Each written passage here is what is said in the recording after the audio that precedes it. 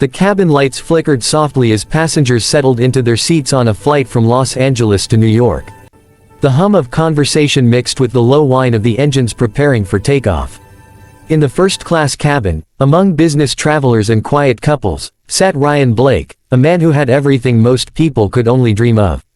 A self-made millionaire, founder of a booming tech company, Ryan wore a sleek suit and a look of quiet exhaustion. His phone buzzed with emails and deals waiting for his approval, but tonight, his focus wasn't on his empire.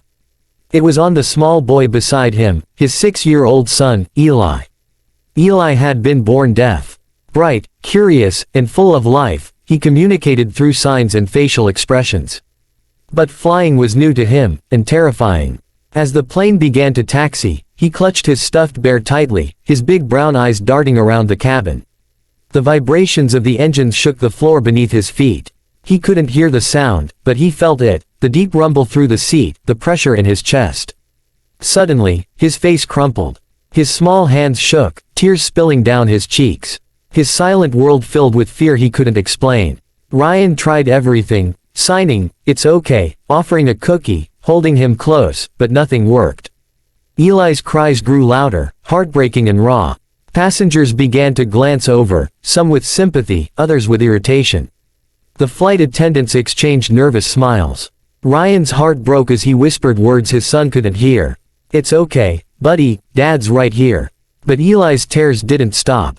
And as the plane lifted off, Ryan felt more helpless than he ever had in his entire life. The plane climbed higher through the clouds, but inside the cabin, tension hung thick in the air. Eli's sobs filled the quiet space, a painful, wordless sound that seemed to reach straight into the heart. Ryan tried to calm him, gently signing, holding his tiny hand, but nothing worked. The more he tried, the harder Eli cried. A few passengers shifted uncomfortably. One man rolled his eyes and put on his headphones. A woman across the aisle sighed. But others watched with quiet sympathy, sensing the struggle of a father doing his best. Ryan's face flushed with frustration and guilt. He could negotiate billion-dollar deals, convince investors to believe in impossible dreams, yet he couldn't comfort his own son at 30,000 feet. He rubbed his forehead, eyes stinging with exhaustion. Then, from 2 rows back, a small pair of curious eyes peeked over a seat. Lily, a bright 8-year-old girl with curly brown hair and a pink hoodie, watched quietly. She noticed how Eli wasn't reacting to the sounds around him. How his lips trembled, but his eyes searched desperately for something he could understand. "Mom," she whispered softly, tugging on her mother's sleeve, "that boy, he's deaf, isn't he?" Her mom glanced over, nodded gently. "I think so, sweetheart." Lily thought for a moment, then whispered again, "Can I try to help him?" Her mother smiled softly, the kind of smile that carries both pride and caution. "If you think you can, go ahead. Be kind." With a deep breath, Lily unbuckled her seatbelt. Her small sneakers touched the aisle floor as she stood up, heart beating fast. She didn't know if it would work, but something inside her told her she had to try. Lily walked slowly down the aisle, her little hands slightly trembling.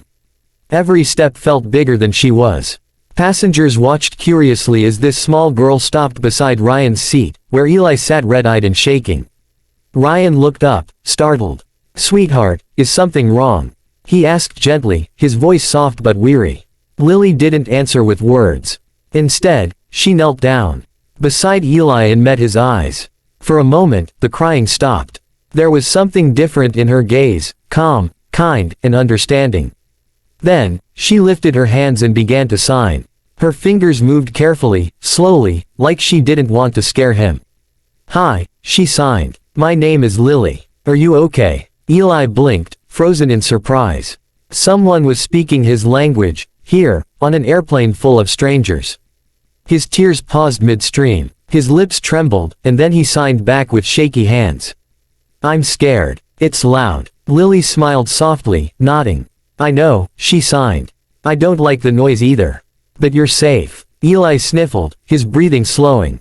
Then, hesitantly, he signed again, "I have a car toy." Lily grinned, eyes lighting up.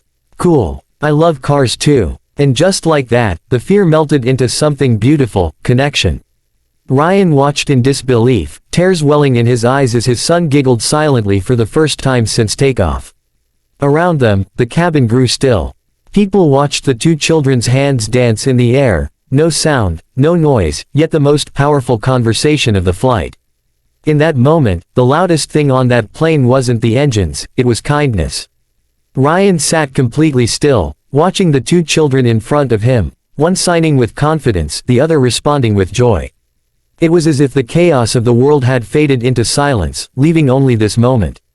A few minutes ago, his son was trembling, lost in fear. Now, Eli was smiling, a smile so pure, so full of light, it made Ryan's chest ache. He blinked back tears, realizing how long it had been since he'd seen that expression on his little boy's face. For years, Ryan had thrown his energy into work, building a company, chasing numbers on a screen, thinking it would all somehow make life better for his son. But now, staring at Lily, a child with no money, no power, just heart, he understood how wrong he'd been. One small act of kindness had done what all his wealth couldn't. Lily's mother smiled softly from her seat, catching Ryan's tearful eyes. She leaned forward and whispered, "Her cousin's deaf. She's been learning sign language to talk to him." Ryan swallowed hard, his voice shaky as he said, "She's amazing." The woman smiled. "Kids usually are. They just see what adults forget too." Ryan nodded slowly, his throat tightening. He looked at Eli again, his hands still moving, his eyes alive. And in that moment, Ryan made himself a quiet promise.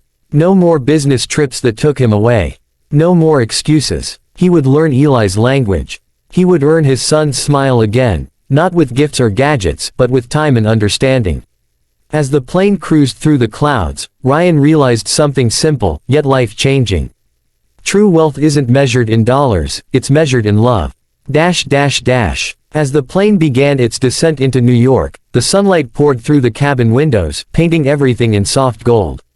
The hum of the engines had become a gentle background to something much more meaningful, quiet laughter between two children who had found a way to understand each other without a single spoken word.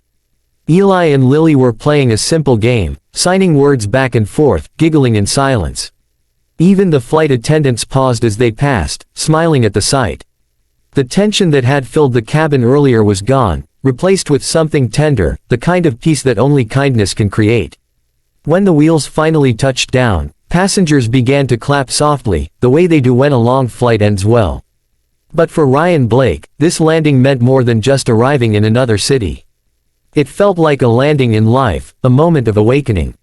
As they stood to gather their things, Eli turned to Lily and signed, "Thank you." Lily smiled and signed back, "Friends." Eli's face lit up as he nodded, hugging her tightly. Ryan knelt beside his son, his voice gentle as he began to sign, slowly, awkwardly, but with every ounce of love he had. "I love you." Eli froze for a second, then smiled wider than he ever had before. He hugged his father tight, his tiny arms squeezing with all his strength. Lily's mom watched quietly, tears in her eyes. Ryan turned to her and whispered, "Your daughter did something beautiful today." She smiled. "So did your son." As they walked off the plane, the noise of the airport surrounded them, announcements, footsteps, engines. Yet somehow, amid all that sound, the moment between them remained perfectly silent. Because love doesn't need to be heard to be felt.